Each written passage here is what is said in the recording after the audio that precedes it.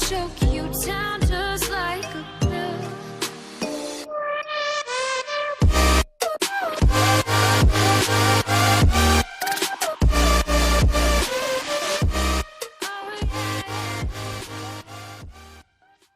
Hey guys and welcome back to Avengers. तो पिछले episode में आपने देखा टाइम की शुरुआत से लेकर planetary defence mechanism star brand कई सारे लोगों को अपना होस्ट बनाता आ रहा है।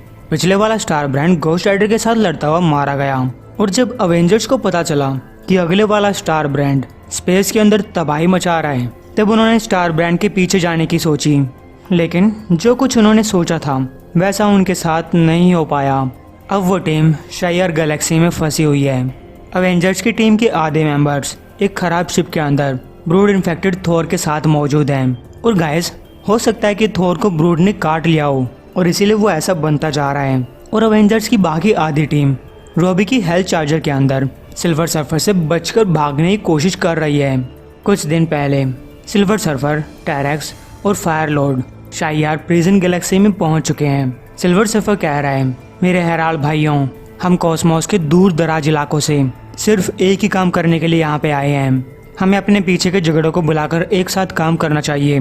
तो टेरेक्स ने कहा, अगर झगड़ों से तुम्हारा मतलब है कि हम एक दूसरे के अंदर से खून की बाल्टियां भरने के लिए लड़ रहे थे, तो हाँ, हम झगड़ रहे थे। मैं अब भी झगड़ना चाहता हूँ। फायर लॉर्ड ने कहा, अपनी जुबान को लगाम लगाओ टेरेक्स, नहीं तो मैं तुम्हारी जुबान में आग लगा दूंगा। तो टेरेक्स कहता है, तुम अपनी जुबान पर लगाम लगाओ फायर लॉर्ड। जो ज़ेंडारियन सिल्वर सर्फर इन दोनों को समझाता है, हम पावर कॉस्मिक की वजह से एक दूसरे के साथ जुड़े हुए हैं। फिर चाहे तुम्हें यह बात पसंद आए या ना आए, इसलिए हमें यहाँ पे बुलाया गया है, क्योंकि सिर्फ हमारे पास ही वो पावर्स हैं जो शायर गैलेक्सी में फल फूल रहे यूनिवर्स के विनाश को रोक सकती हैं। हम 3 हेराल्ड्स हैं, एक स्टार का पीछा कर रहे हैं, और अगर हमारे बीच किसी बात के ऊपर तालमेल नहीं बैठता है, तब भी एक बात के ऊपर तो बैठना ही चाहिए कि हमें उस स्टार ब्रांड के मिल जाने के बाद उसके साथ क्या करना है। अब कोई भी 3 हेराल्ड्स और स्टार ब्रांड के बीच में नहीं आना चाहिए। तो गाइस, उधर थोर कैप्टन की तरफ कूदा। उसने कहा, ब्रूड थोर तुम्हारा मांस खाएगा, ब्रूड थोर तुम्हारे मुलायम चेहरे के अंदर अपने अंडे देगा। तभी वो कैप्टन को एक जोरदार टक्कर मारता है। तभी कैरोल को कैप्टन के दर्द में होने की आवाज़ सुनाई दी। उसने पूछा, ये क्या था? क्या तुम्हारे ऊपर अटैक हो रहा है? तो कैप्टन ने बोला, तुम ऐसा कह सकती हो Carol, Thor out of control हो चुका है और मुझे लगता है कि यहाँ एक बहुत बड़ी मुसीबत आ चुकी है।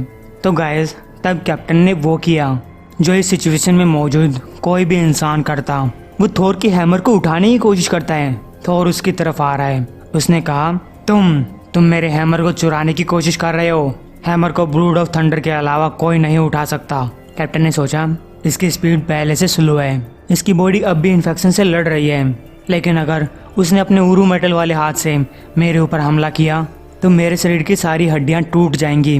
कैप्टन ने अपनी शील्ड को थोर की तरफ फेंका, लेकिन थोर ने बड़ी आसानी से उस शील्ड को साइड कर दिया। कैप्टन अब भी हैमर को उठाने की कोशिश कर रहा है। उसने कहा, माफ़ करना दोस्त, मैं हमेशा गॉड्स की रिस्पेक्ट करता हूँ, लेकिन आज नहीं तो कल गॉड्स के भी बुरे दिन आते हैं। और गाइस, तब वो होता है जो आप में से किसी ने भी एक्सपेक्ट नहीं किया होगा। कैप्टन ने थोर के हैमर से उसी को पीट दिया। तो इसके बाद थोर कैरोल वाली शिप में जागता है। हैमर उसके पास में रखा हुआ था। थोर ने कहा, थोर का सिर दुख रहा है, ऐसा क्यों लग रहा है कि किसी ने मुझे हैमर मारा? कैप्टन ने बोला, मैं प्रॉमिस करता हूँ कि हम तुम्हारी मदद करेंगे। कैरोल को एक नई शिप मिल गई थी और मेरे लिए कुछ नए कपड़े, और इस टाइम हम उसी शिप के ऊपर हैं। थोर ने पूछा, थोर का हैमर कौन लेकर आया? कैरोल ने बोला, तुम लेकर आए, तुम वर्दी हो, याद नहीं है? तुम माइटी थोर हो। कैप्टन कैरोल के कान में बोल रहा है, तैयार हो जाओ, ये सबसे पहले चेहरा खाता है। लेकिन गाइस, थोर ने अपना हैमर उठाकर देखा, वो फिर से वर्दी हो चुका था और इसीलिए अब वो लड़ने की बजाय हैमर के साथ खेलने लगता है। कैरोल ने कहा, इसकी हालत खराब होती जा रही है, हमें उसे जल्दी इस प्रिजन से बाहर निकालना पड़ेगा, इससे पहले कि वो पूरी तरीके से कन्वर्ट हो जाए। कैप्टन ने बोला, लेकिन हम यहाँ पे एक मिशन पे आए हैं, तुमने भी यहाँ मची हुई तबाही को देखा होगा, पूरे के पूरे प्लैनेट्स तबाह कर दिए गए, इसलिए जितनी जल्दी हम स्टार ब्रांड को ढूंढकर ये सब खत्म करें, उतनी ही जल्दी हम थोर को बचा सकते हैं। तब कैरोल जेनिफर से कांटेक्ट करती है। उसने कहा, हम यहाँ क्वीनजेट को इस तरीके से छोड़कर नहीं जाना चाहते, इसलिए तुम इसे साफ कर दो। तो गाइस, शी हल्क क्वीनजेट को डिस्ट्रॉय कर रही है ताकि इसकी टेक्नोलॉजी किसी के हाथ ना लगे। उसने सोचा, अब इस वकांडन बैटल सूट का यूज करने का टाइम है। तचाला ने इसे इसीलिए डिजाइन किया था ताकि मैं अपनी गामा एमिशंस को कंट्रोल कर सकूं और जब जरूरत पड़े तब बाहर निकाल सकूं। तो guys, she Hulk gamma energy से उस क्विंजेट के ऊपर अटैक करती है और उसके टुकड़े टुकड़े हो चुके थे। तब कैरोल ने शी हल्क को अपनी शिप के ऊपर बुला लिया। हल्क को ये सब करके अच्छा लग रहा है। कैरोल ने पूछा, तो बताओ कैप्टन कॉर्सेयर, कहाँ जाना है? कैप्टन ने बोला, बस इन डिस्ट्रॉय हो चुके प्लैनेट्स का पीछा करते चलो जब तक कि हमें स्टार ब्रांड नहीं मिल जाता। कैरोल ने पूछा, और उसके बाद क्या? तो कैप्टन ने कहा, तब हमें एक बहुत बड़ी लड़ाई लड़नी है। इधर टी-रेक्स और फायरलॉर्ड सिल्वर सर्फर का पीछा कर रहे हैं, या फिर ये कहूँ कि उसके साथ जा रहे हैं, जबकि सिल्वर सर्फर हेल चार्जर का पीछा कर रहा है। और अब तो सिल्वर सर्फर हेल चार्जर के ऊपर हमला भी करने लगा है। रॉबी ने पूछा, अबे ये है कौन? तो ब्लैक विडो कहती है, वो सिल्वर सर्फर है। ये पहले गैलेक्टस का हेराल्ड था। मुझे लगा ये अच्छे लोगों में से एक है, लेकिन हमें क्या पता कि वो आजकल क्या कर रहा है। घोस्ट राइडर ने पूछा, क्या तुम्हें पक्का लगता है कि ये सिल्वर सर्फर है? क्योंकि मुझे इसके अंदर सिल्वर तो कहीं दिखाई नहीं दे रहा, ये तो काला काला दिख रहा है। ब्लैक विडो ने कहा, ब्लेड की हालत हर सेकंड के साथ खराब होती जा रही है। यहाँ का रेड सन इसके लिए खतरनाक है। हमें जल्दी से इस सोलर सिस्टम से बाहर निकलना होगा। घोस्ट राइडर ने कहा, ठीक है, बहुत हुआ। मेरे रहते मैं किसी एवेंजर को नहीं मरने दूंगा। बॉय थिंग, तुम गाड़ी चलाओ। ब्लैक विडो ने पूछा, और तुम क्या कर रहे हो? घोस्ट राइडर ने बोला, मैं जाकर उससे बात करके आता हूँ, देखता हूँ उसे क्या चाहिए। और तुम चिंता मत करो मिस विडो, मैं लॉस एंजल्स से हूँ। वहाँ हम हमेशा सर्फर्स के साथ डील करते ही रहते हैं। और गाइस, आप सोच रहे होंगे कि ये लोग स्पेस के अंदर सांस कैसे ले पा रहे हैं। तो जब तक ये गाड़ी के अंदर है तब तक ये सांस ले सकते हैं। तो घोस्ट राइडर सर्फर से पूछता है, बताओ मुझे सर्फर, क्या कोई ऐसा कारण है जिसके लिए तुम मुझे और मेरे दोस्तों को मारने की कोशिश कर रहे हो? क्योंकि हमने तुम्हारा कुछ नहीं बिगाड़ा। सिल्वर सर्फर कहते हैं, हाँ, एक ऐसा कारण है। हम भी रेवन स्टार गैलेक्सी के अंदर उसी कारण से आए थे जिस कारण से तुम आए हो, the star brand. Ghost rider ने कहा, वेल, हमारे पास स्टार ब्रांड नहीं है, हमारे पास तो एक बीमार वैम्पायर है। सिल्वर सर्फर कहते हैं, हाँ, मैं देख रहा हूँ, मुझे उसकी सोच जलती हुई दिखाई दे रही है और जल्दी बाकी एवेंजर्स भी उसी की तरह जलेंगे अगर तुम अपने मिशन को छोड़कर यहाँ से चले नहीं जाते तो। घोस्ट राइडर ने कहा, हर कोई इस नए स्टार ब्रांड से इतना डरा हुआ है जिसे किसी ने देखा तक नहीं। क्या तुम जानते हो कि पिछले वाले स्टार ब्रांड के साथ क्या हुआ था? सर्फर ने कहा, मुझे लगता है कि वो मर चुका है। घोस्ट राइडर ने बोला, बिल्कुल मर चुका है, क्योंकि वो मेरे रास्ते में टांग अड़ा रहा था। तभी घोस्ट राइडर सर्फर के ऊपर हमला करता है, लेकिन उसकी बेल सर्फर के आर पार निकल जाती है। सर्फर ने कहा, शायद मुझे तुम्हें यह बता देना चाहिए था कि मैं हाल ही में इंटेंजिबल बना हूँ, लेकिन तुम्हारी किस्मत खराब है कि मैं अपनी इस फॉर्म में भी पावर कॉस्मिक का अच्छे से इस्तेमाल कर सकता हूँ। Good bye ghost rider. Black widow को लगा कि घोस्ट राइडर मारा गया, इसीलिए वो गाड़ी संभालती है।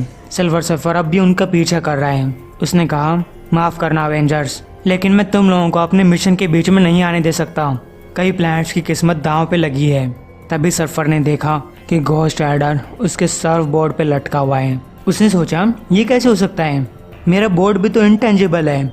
घोस्ट राइडर ने बोला, तुम इकलौते नहीं हो जिसे आत्माएं दिखाई देती हैं। मैं तुम्हारे पापा को देख सकता हूँ। तुम्हारे पाप इतने ज़्यादा हैं जितना यूनिवर्स में स्टार्स हैं, और कोई भी पापी इंसान हेल फायर की जलन को महसूस कर सकता है। तो गाइस, ब्लैक विडो ने देखा कि सिल्वर सर्फर जिंदा है। उसने बोला, मैं सिर्फ कुछ ही घोस्ट राइडर्स को जानती हूँ, लेकिन मैं ये कह सकती हूँ कि इस बच्चे में कुछ तो स्पेशल है। तो गाइस, रॉबी ने उस सर्फ बोर्ड को अपनी सवारी में कन्वर्ट कर लिया। फिर उसने बोला, मुझे नहीं पता कि इस सर्फ बोर्ड को कैसे घुमाना है, और किसी ने देखा कि सिल्वर सर्फर कहाँ गया। मुझे लगता है कि वो हमारे पीछे ही है। तभी सर्फर अपने सर्फ बोर्ड को अपने पास वापस बुला लेता है, जबकि घोस्ट राइडर फिर से कार के अंदर आ गया। तभी ब्लैक विडो का विजन ब्लॉक हो चुका था और सिल्वर सर्फर ने बड़ी आसानी से उस कार के ऊपर हमला कर दिया। उसने कहा, the star brand, spirit of vengeance, final host को हराना। मैं देख रहा हूँ कि तुम लोग क्या कर रहे हो, लेकिन वो सब चीज़ें भी तुम्हें मेरे जस्टिस से नहीं बचा पाएंगी। Hello fire out of control हो चुकी थी। वो पास के एक प्लैनेट के ऊपर गिरने लगती है। और अब चलते हैं 1 मिलियन साल पहले। टोनी स्टार्क सोच रहा है, कई बार ये लाइफ बहुत जल्दी तुम्हारे लोरे लगाती है, या फिर ऐसा मैंने सुना था। मुझे फ्यूचर के आने वाले इवेंट्स के बारे में सोचने में इतनी दिक्कत कभी नहीं हुई, क्योंकि मैं इस वर्ल्ड का सबसे महान फ्यूचरिस्ट हूँ। लेकिन जब पास्ट के साथ डील करने की बात आती है तब तो हम सबके लग जाते हैं। तो गाइस, 1 मिलियन साल पहले विन टोनी के ऊपर हमला कर रहा है। आयरन मैन पूछता है, ये सब क्या है? तुम लोग कौन हो? मुझे इतना याद है कि मैं एक गुफा के अंदर था, तब वहाँ पे एकदम से एनर्जी बढ़ने लगी। ओ हो, ये टाइम ट्रैवल है ना? तभी टोनी को एक जोर का हैमर आकर लगा। ये ओडिन था। उसने कहा, एक और टाइम ट्रैवलर जो यहाँ पे आसान लूटपाट करने के लिए आया है। बेईमान इंसान, तुम्हें यहाँ कुछ नहीं मिलेगा, जैसे तुम्हारे पूर्वजों को कुछ नहीं मिला। अगामोटो कहता है, ये बिल्कुल टाइम ट्रैवलर है, लेकिन इसके बारे में कुछ अलग है उन लोगों से जो पिछली बार आए थे। और इन्हें कहा, तो इससे क्या फ़र्क पड़ता है अगामोटो? बाकी लोगों की तरह ये भी सोच रहे हैं कि ये एंशियंट टाइम है और वो यहाँ पे कंट्रोल कर सकता है। लगता है इसे हमारे बारे में नहीं पता था। तभी बाकी सारे एंशियंट एवेंजर्स वहाँ पहुँच जाते हैं। टोनी ने पूछा, नहीं, मुझे तुम्हारे बारे में बिल्कुल भी नहीं पता था। वैसे तुम हो कौन? तभी पीछे से स्टार ब्रांड टोनी के ऊपर हमला कर देता है। प्रेजेंट में घोस्ट राइडर की हेल चार्जर उस प्लैनेट पे आकर गिर चुकी है और हमें वही आसपास ग्लैडिएटर का रेडियो मैसेज सुनाई दे रहा है जो कह रहा है कि मुझे स्टार ब्रांड मिल चुका है। गाड़ी के अंदर एवेंजर्स की हालत काफ़ी ख़राब है। ब्लेड का तो पूछो ही मत। तभी उस प्लैनेट पे रहने वाले कुछ स्क्रल्स और क्री इन्हें घेर लेते हैं। उन्होंने कहा, इस शिप से बाहर निकलो। ब्लैक विडो ने कहा, ये ट्रेंड हत्यारे हैं, इनको हमारी शिप या कार या जो कोई भी है चाहिए। हो सकता है कि ब्लेड मर चुका हो, हमें इनसे लड़ने के लिए बहुत ताकत की ज़रूरत है। रॉबी ने बोला, मैं संभालता हूँ, बस मुझे सांस लेने के लिए थोड़ा टाइम दो। ब्लैक विडो ने कहा, माफ़ करना बच्चे, मैं तुम्हारी बात नहीं कर रही थी। बॉय थिंग, गाड़ी की डिग्गी से मेरा सामान बाहर निकालो। तभी एक स्क्रल गाड़ी के ऊपर हमला करता है। उसने कहा, ठीक है, तुम लोगों का आसानी से मरने का मौका ख़त्म हो चुका है, अब हम अंदर घुस रहे हैं। तभी ब्लैक विडो गाड़ी की डिग्गी खोलकर बाहर आते हुए कहती है, उसकी ज़रूरत नहीं पड़ेगी। तुम लोगों को एक लड़ाई चाहिए तो मैं अपने साथ एक वॉर लेकर आई हूँ। तो गाइस, ये है ब्लैक विडो का वॉर विडो वाला आर्मर जो कि इसके लिए टोनी स्टार्क ने बनाया है। उम्मीद है आपको ये एपिसोड पसंद आया होगा। एम करते हैं 1000 लाइक्स के लिए। मुझे पता है आप पूरा करवा देंगे।